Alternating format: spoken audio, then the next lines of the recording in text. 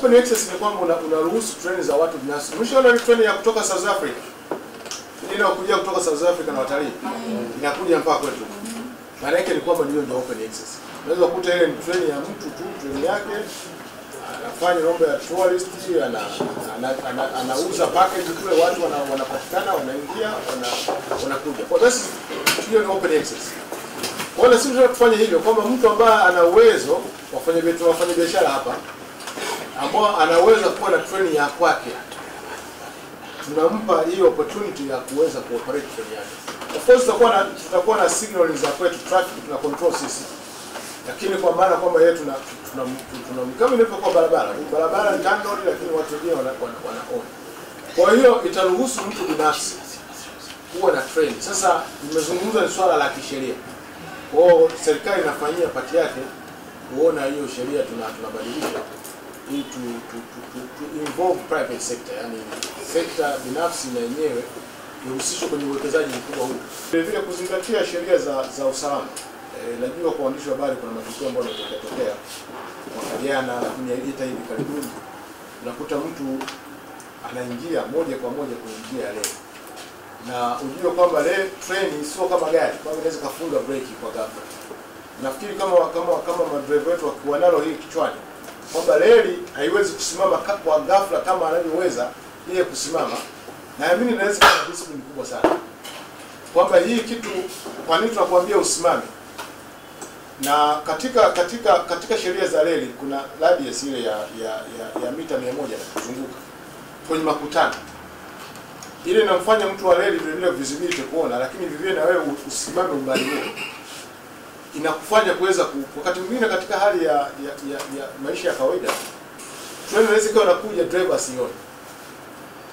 Lakini kuna wengine wanasimamishwa mpaka sehemu zote ambazo tunakuwa na makutano ya barabara kubwa, tunakuwa na mtu wa kibendera.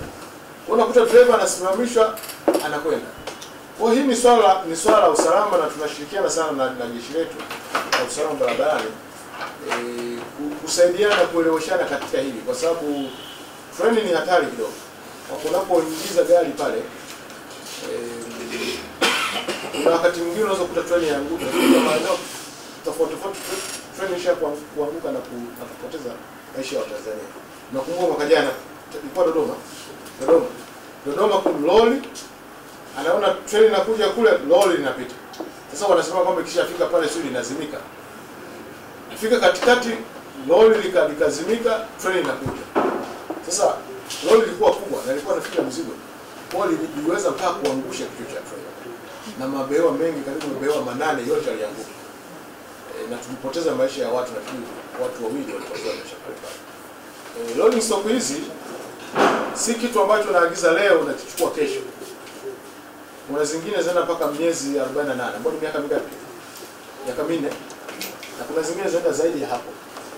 Lakini tunapozungumza sasa hivi kuna design zile maengineer wetu wanaenda huko, wanatuletea design hapo. Kwa tunaendelea vizuri kwa maana ya design.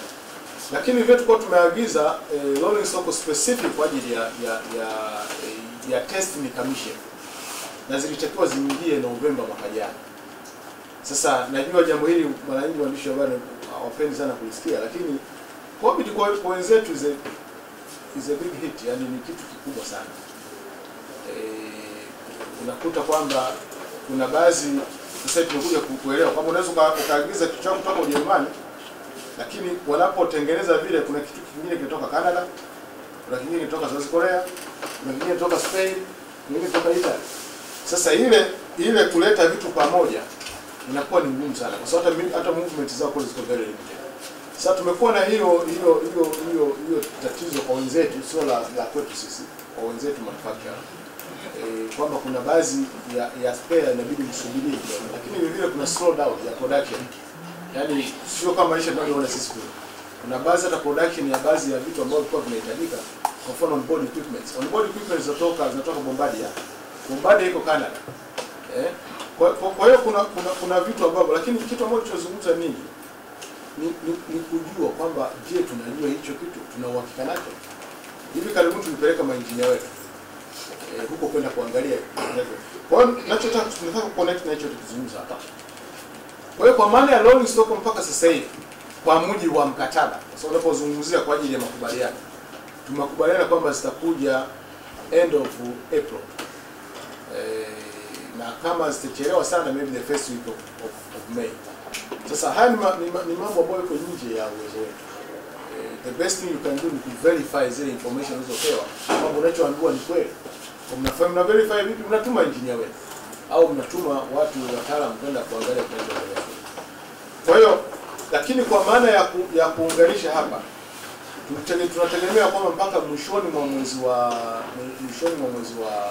wa pili, kwa mujibu wa makubaliano tulikuwa nayo na mkandarasi, tunaweza kuwa tumeshaunganisha kutoka Morogoro, kwa maana kutoka Pugu mpaka Morogoro tulishaunganisha tayari na treni inapita. Mimi ya mkandarasi, ndio treni yenyewe inapita.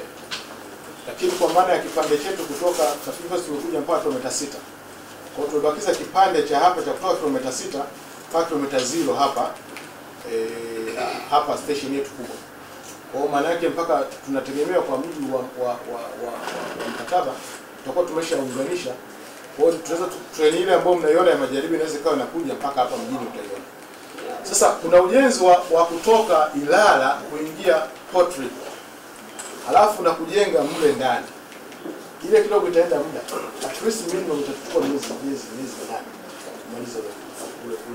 That's the minimum time about it. Lakini the good news ni kwamba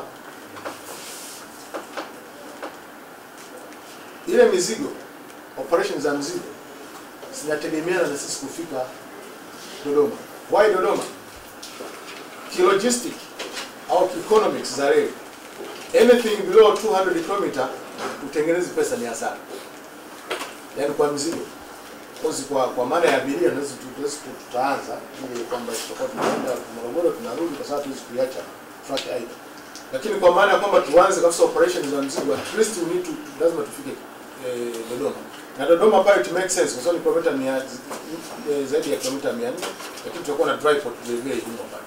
Kwa hata ujenzi wa kule bado unaendelea. Kwa hiyo tunaweza tukasynchronize ujenzi wa kwenda Dodoma na huu wa kuingia